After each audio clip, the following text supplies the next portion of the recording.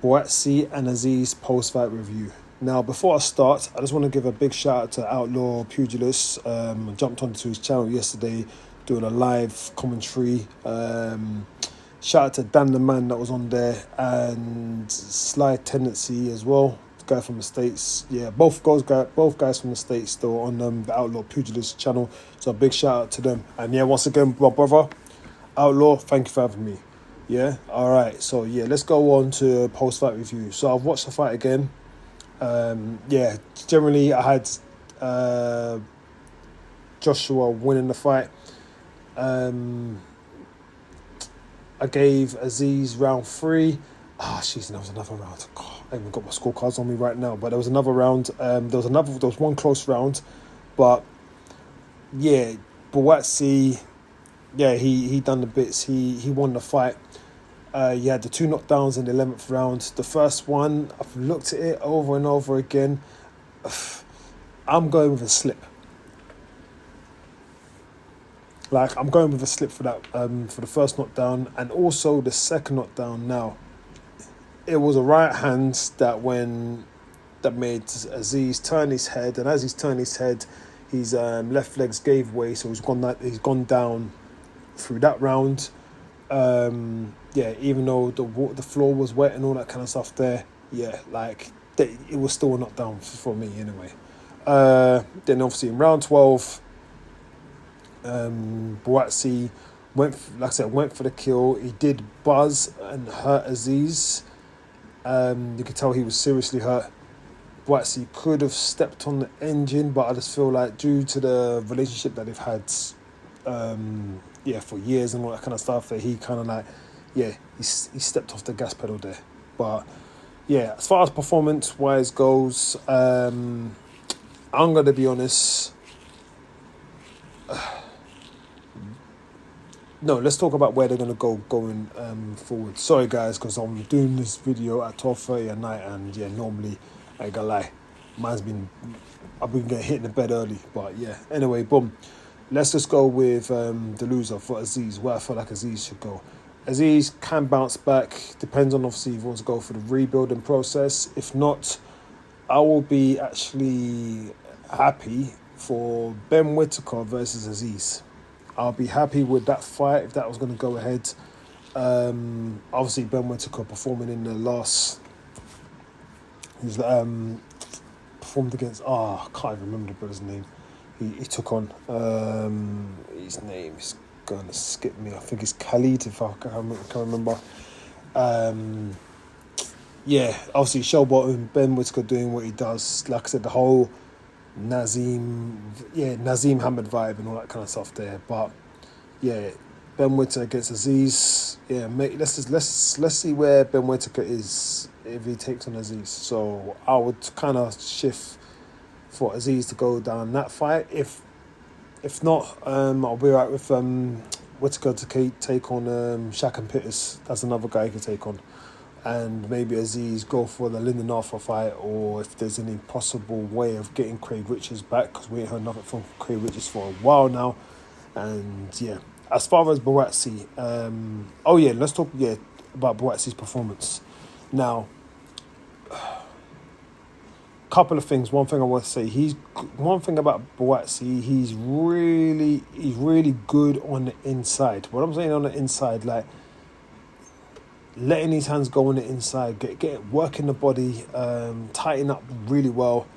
Buatsi, he does look good on the inside. One thing I'll be honest with you, what I was not happy with, and this is where Dan the Man was talking about it in the previous fight against what's his guy's name? Adam Azeez. Yeah, when he took on the Enoch guy. Obviously, fighters that having they lead with the left hand low. Yeah, orthodox fighters with left hand low. Now, obviously, with Azeez doing it, he's keeping the range, keeping the distance, and like I said, popping the jab from the waist. You could stab it to the body, and also you could go stab it straight to the head. Where with when you're taking on yeah, like I said, if you're taking on a taller opponent, you'll more come up with a high guard, keeping that left hand high. But against someone in your round your size, you know you're quicker than your opponent. Yeah, it works in your favour. But anyway, yeah. So we had Buatsi, who also was leading a lot with his left hand low. The thing is, what I did not like about Buatsi, how he was doing it with his left hand low. As his left hand's low, also noticed that his feet were a lot closer together. So someone like him, yeah, having your feet closer together, and you can see through that fight, yeah, Dan Azeez kept going with the overhand right, yeah. Now, even though Azeez, you can clearly see he's not as quick as Buatsi, but for Buatsi to go in there with against that anti-yard, yeah, like generally looking at that performance, I am so confident that Yard beats Buatsi. Like, I really do feel like Buatsi has regressed. Like, I was one of the guys was like, no. You know what? Even in his last fight, I know he didn't get the knockout and he couldn't force the fight. Buatsi to me looked like he is regressing. Now, maybe it might be, and I will take it into consideration, maybe him going in there against Azeez, knowing what he's like, very familiar, like they've done, thousands of rounds of sparring and all that kind of stuff there, so you know the guy's habits. So maybe, maybe, like I said, this, and being a derby and all that kind of stuff there, like, you know, South London derby and all that kind of stuff there, there's a lot of emotion into that fight. But just based on that performance, yeah, and I do believe Buatsi, well, he better improve a lot if you want to try to take on Andy Yard. Because that performance there does not beat Yard. I'm saying that right now.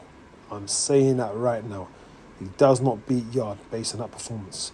Yard, you got to realise, very explosive. He will catch Buatsi having your left hand that low, with your feet so close together. Watch the fight, you will see that Buatsi was getting clipped with that right hand all night long. So that's something that he definitely needs to work on. Obviously, Virgil Hunter being a trainer, that coach that he is, yeah, definitely will pick that up. But get back into the lab and work on it, because generally, like I said, generally speaking, he does not look good. And I would definitely say he's definitely regressed. Where does Buatsi go from here? What's the next fight for him? I generally would like, I know I was talking about the anti-yard fight and all that kind of stuff there. I would like him to go in there against a Marcus Brown, yeah, as you can't get the Bivol and Beterbiev fight, yeah. Go in there against a Marcus Brown. I know Marcus Brown fought last August. Go in against a Marcus Brown. See how you weigh out against him. Definitely do believe Buatsi can beat Brown, but he's going to learn a lot in that fight. Him going there against Andy Yard,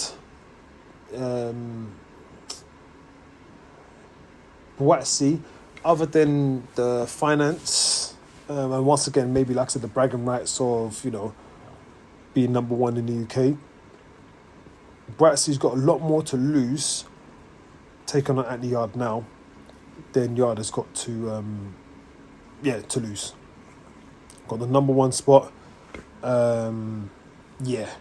So, like I said, if Buatsi can't get the Bivol fight, look at Marcus Brown. Take on a Marcus Brown. Obviously, I know you got Lyndon Arthur there as well, but Lyndon Arthur, to be honest with you, I just believe Buatsi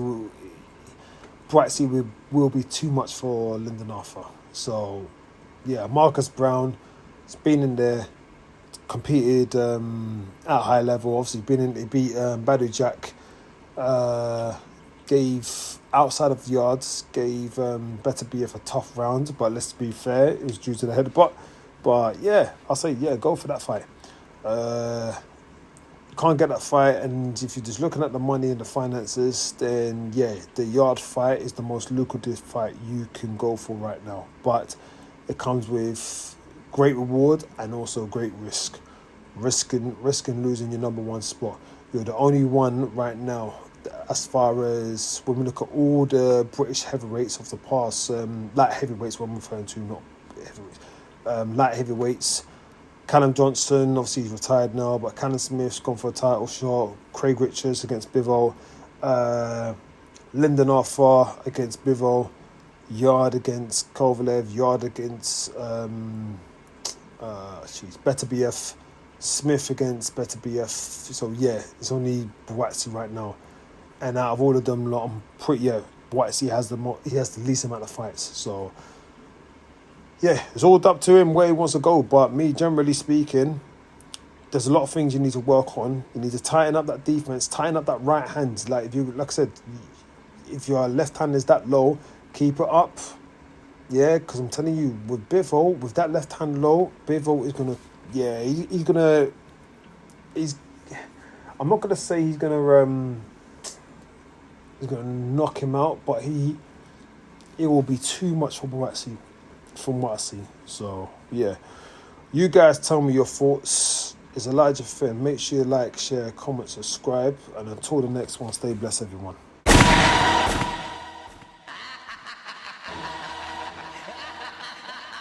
Azeez.